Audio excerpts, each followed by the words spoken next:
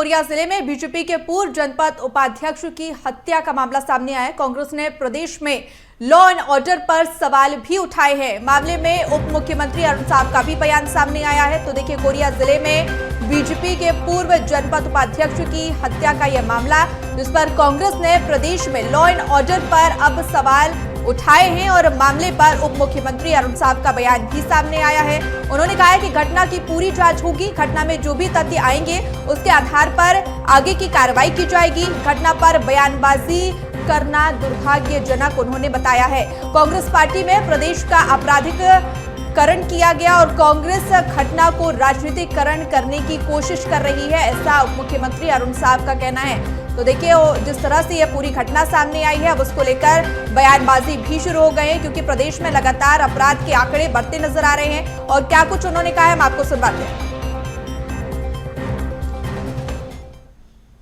Korea जिले में बेहद ही हृदय विदारक घटना घटी। एक भारतीय जनता पार्टी के नेता ने दूसरे भारतीय जनता पार्टी के नेता, उसके भाई, उसके साथियों को फॉर्च्यूनर गाड़ी में बंद करके पेट्रोल डाल के जिंदा जला दिया। 2 आदमी की मौत हो गई, कुछ लोगों को बड़े शहरों में रेफर किया गया है। पूरे प्रदेश में रेत का खूनी खेल चल रहा है, सत्ता के संरक्षण में चल रहा है। सरकार का संरक्षण है।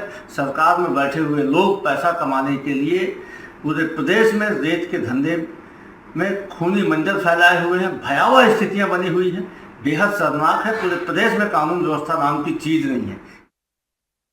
देखिए, घटना की जांच होगी और जांच पर जो भी तथ्य आएंगे उसके आधार पर कार्रवाई होगी। और कांग्रेस हर मुद्दे पे इस तरह से बयानबाजी करती है, तो ये दुर्भाग्यजनक है कि हर घटना पर कांग्रेस सरकार को कटघरे में खड़ा करती है। जिन्होंने राज्य का अपराधीकरण किया हो, जिनके राज्य में कानून व्यवस्था स्थिति की कोई चीज़ न बची हो, वो इस प्रकार से मुद्दा उठाकर अनावश्यक रूप से किसी घटना को राजनीतिकरण करने की कोशिश करते हैं। ये उचित नहीं है। हमारे सहयोगी करिश्मा सोनी इस हमारे साथ में लाइव जुड़ गई। सीधा करिश्मा के पास में चलते हैं। करिश्मा, क्यों अचानक से इस तरह से जो अपराध का ग्राफ है वो बढ़ता जा रहा है? राजधानी रायपुर में भी हमने देखा कमिश्नरेट प्रणाली लागू की गई, लेकिन कमिश्नरेट प्रणाली भी सवालों के घेरे में नजर आए।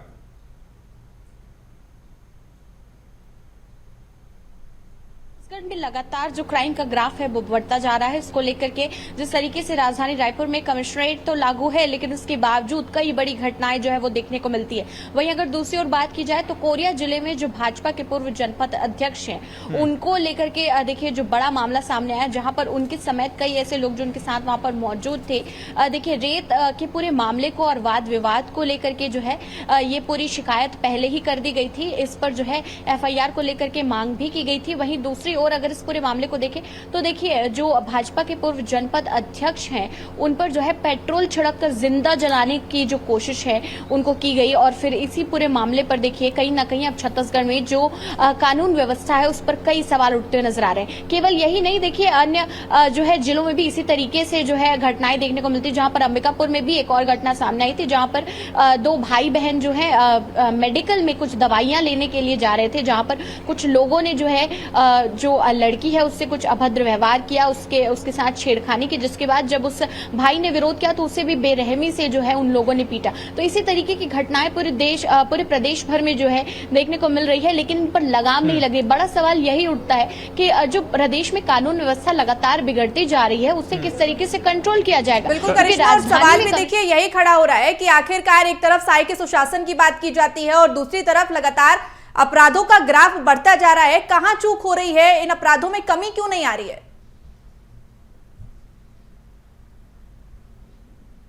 देखिए, क्योंकि लगातार जिस तरीके के मामले सामने आ रहे हैं उन पर कड़ी कार्रवाई जो है वो नहीं हो पा रही। इसके साथ ही कार्रवाई में जो देरी देखने को मिलती है, ये भी एक बड़ी वजह है कि इस तरीके की घटनाएं लगातार बढ़ रही है और जो यहाँ पर अपराधी हैं उनके हौसले बुलंद हो रहे हैं। क्योंकि देखिए कुछ ना कुछ करके जो अपराधी हैं वो बचते हुए नजर आते हैं, फरार हो जाते हैं, जिनको ढूंढने में लंबा समय लग जाता है। इससे देखिए ये भी जो है कहीं ना कहीं दूसरे लोगों के मन में भी उदाहरण जो है पैदा होता है कि अगर वो भी छोटा मोटा कोई भी अपराध करते करते हैं तो कानूनी कार्यवाही में इतनी देर हो जाएगी, न्याय मिलने पर जो है विक्टिम्स को इतनी देर हो जाएगी कि दोबारा जो है कहीं ना कहीं ऐसी घटनाओं पर जो लोग है ज्यादा ध्यान नहीं देते हुए नजर आते हैं। हालांकि जो क्राइम का ग्राफ है लगातार बढ़ रहा है, जरूरत है तो सख्त कार्रवाई की। करिश्मा, लौटूंगा आपके पास में। हमारे साथ में कांग्रेस प्रवक्ता धनंजय सिंह ठाकुर जी भी जुड़ गए हैं। धनंजय जी, क्या कहेंगे जिस तरह से कानून व्यवस्था को लेकर के सवाल उठ रहे हैं?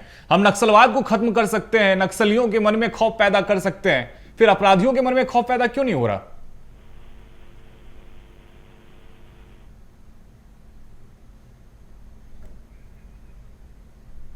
धनंजय जी, क्या आप तक आवाज पहुंच रही है? देखिए, धनंजय जी तक आवाज नहीं पहुंच पा रही है, उनसे फिर जुड़ने का प्रयास करेंगे। लेकिन जिस तरह से पूरे प्रदेश से ऐसी घटनाएं सामने आ रही हैं, लॉ एंड ऑर्डर पर सवाल खड़े हो रहे हैं, कानून व्यवस्था पर सवाल खड़े हो रहे हैं और साथ ही महिला सुरक्षा को लेकर भी सवाल खड़े हो रहे हैं, क्योंकि एक तरफ सरकार के द्वारा लगातार ये कहा जाता है कि अपराधियों को पर शिकंजा कसा जाएगा, उन पर लगाम लगाने की कोशिश की जाएगी, लेकिन आखिरकार ये ग्राफ कम क्यों नहीं हो रहा है? अपराधियों के मन में खौफ पुलिस का क्यों नहीं पैदा हो रहा है? रात्रि गश्त को लेकर भी ये सवाल खड़े हो रहे हैं। और देखिए, इसी पर बीजेपी प्रवक्ता हमारे साथ संजय श्रीवास्तव जी जुड़ गए हैं और कांग्रेस से प्रवक्ता धनंजय सिंह ठाकुर जी भी जुड़ गए हैं। देखिए, आप दोनों का स्वागत करिए। सबसे पहले देखिए संजय जी, आपके पास ही आऊंगी, क्योंकि सरकार आपकी है। लगातार जिस तरह से अपराध के मामले सामने आ रहे हैं, क्यों अपराध की घटनाएं नहीं रोक पा रहे हैं? आप कहां कमी देख रहे हैं? क्योंकि अगर अपराध के मामले सामने आएंगे तो सवाल भी आपसे ही किया जाएगा। संजय जी, देखिए, पिछले 2.5 वर्ष के पहले इस प्रदेश के अंदर में एक अपराध गढ़ तब्दील हुआ था कांग्रेस की सरकार में। मैं केवल सीधे तौर पे नहीं कि हमारी कमियां हैं तो हम कांग्रेस पे सवाल कर दें, बात ये नहीं है।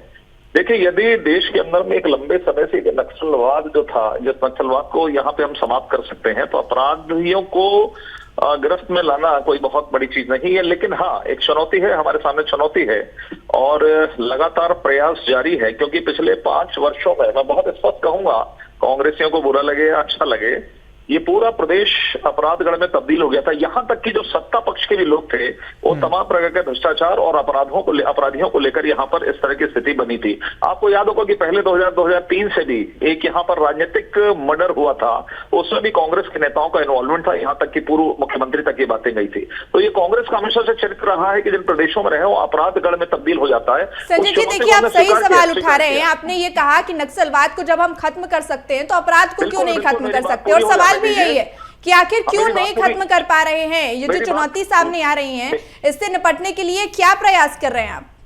मेरी बात पूरी हो जाने दीजिए। मैं यही कह रहा हूं, पहले मैं उसका आधार बता रहा था। इसके लिए हम लगातार प्रयासरत हैं और अभी जो कमिश्नरेट जो रायपुर पुलिस को हमने किया, कमिश्नरेट किया है, उसमें बहुत बड़ी तब्दील और लगातार अब घंटे 2 घंटे, दिन 2-3 4 दिन के अंदर। संजय जी, आप अपने खुद के बीजेपी के नेता को सुरक्षित नहीं रख पा रहे हैं, तो सवाल तो फिर पूछे जाएंगे। ठीक है, धनंजय जी के पास में चलते हैं, लौटूंगा आपके पास में। संजय जवाब दीजिएगा, लौटूंगा आपके पास में।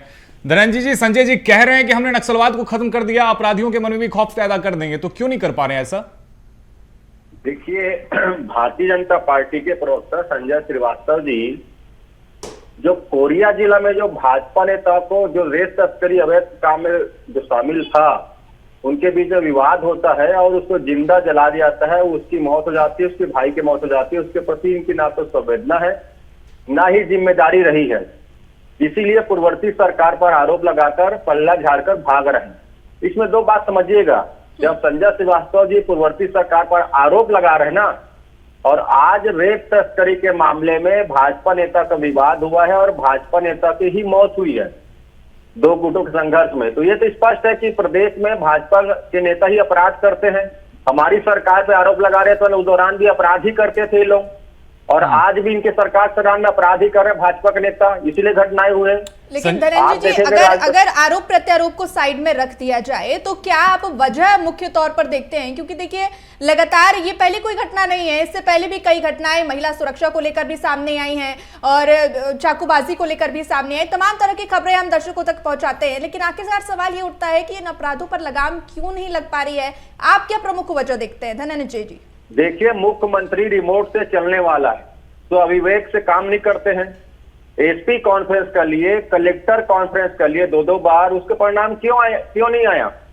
एसपी कॉन्फ्रेंस की बैठक में गृह मंत्री को एसपी जवाब दे देता है, बहस करने लग जाता है। जब मुख्यमंत्री और गृह मंत्री के एसपी नहीं सुनेंगे, एसपी जवाब नहीं देंगे, तो अपराध कैसे नियंत्रित होगा? ठीक है, संजय जी के पास में चलते हैं। ठीक है, लौटूंगा धनंजय जी आपके पास में। संजय जी, आप खुद भी ये मानते होंगे कि जो आपके कार्यकर्ता हैं वो देवतुल्य हैं, कहते भी हैं, फिर यदि उन कार्यकर्ताओं को सुरक्षित नहीं रख पाएंगे तो किस तरह से वो ग्राउंड पे आपके लिए काम करेंगे?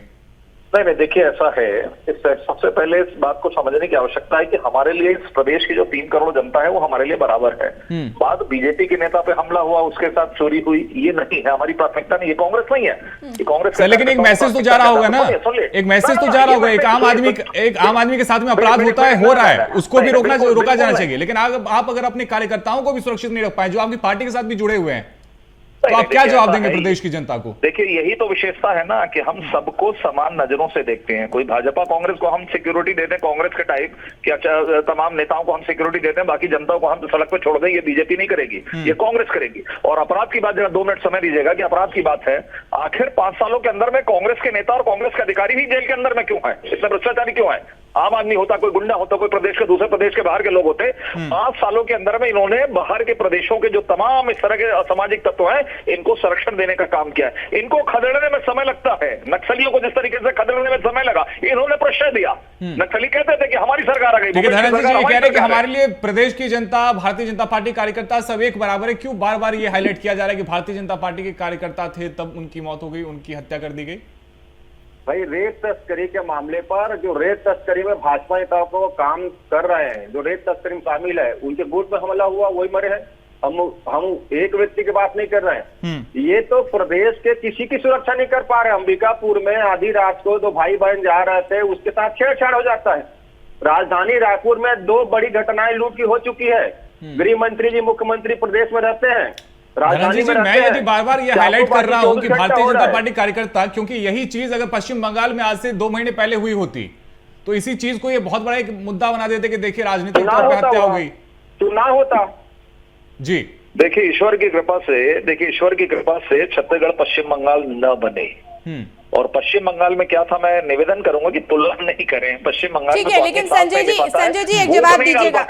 ठीक है, आपको मौका दूंगी, लेकिन एक सवाल यहाँ पर मेरा है कि लगातार जिस तरह से अपराध बढ़ रहे हैं, इस पर काबू पाने के लिए, अपराध का ग्राफ कम करने के लिए सरकार क्या कदम उठा रही है? क्योंकि अगर लगातार ऐसे खबरें सामने आएंगे, ऐसे मामले सामने आएंगे तो साई के सुशासन पर तो सवाल खड़ा होगा ना? निश्चित रूप से सवाल उठना चाहिए, सरकार के सामने सवाल उठना चाहिए। सरकार उसको संज्ञान में लेती है, सरकार उसको प्रयास करना चाहिए, सरकार प्रयास कर रही है। विपक्ष का काम क्या है? एक मुद्दा हो, अपने गिरबान में नहीं झांक के यदि मुद्दा हो हल्ला करें, कोई आपत्ति नहीं है। यदि वो परिवार पीड़ित होता है, ये हमारी जवाबदारी, हम सरकार में हम करेंगे काम को।